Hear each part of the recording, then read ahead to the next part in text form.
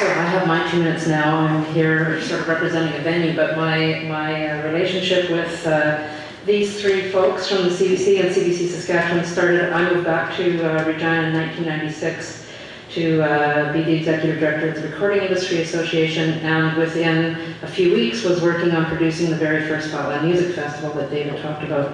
And Bonnie, Shauna, Chris jumped on it. They ran with it because of that festival, because of their support. Over the next 5-6 years, we gave an enormous amount of exposure to Saskatchewan recording artists that nobody had ever heard of before. And that continued. We then developed the Prairie Music Awards, which CBC was all over. They helped us with getting that on the air, on TV. That has become the Western Canadian Music Awards. So you see their support has helped us grow and build these sort of Western Canadian-wide initiatives that they're just so important to providing an opportunity for our artists to be heard.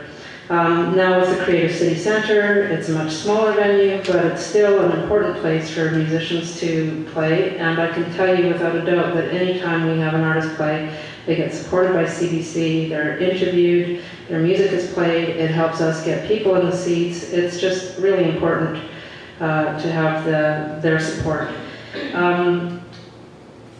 Earlier this spring, I was actually one of about 12 people who was invited to meet with Hubert Lacroix, who is the president of the CBC. We had a fancy dinner at the Hotel Saskatchewan and talked about the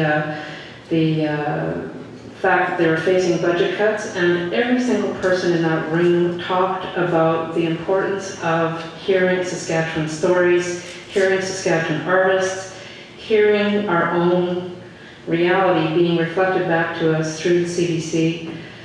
And so it was pretty devastating to hear that we were not heard at that meeting, and that in spite of everything we had to say about being the content providers and being the voice of Saskatchewan and providing this outlet for Saskatchewan art and culture, that the cut has been felt very deeply.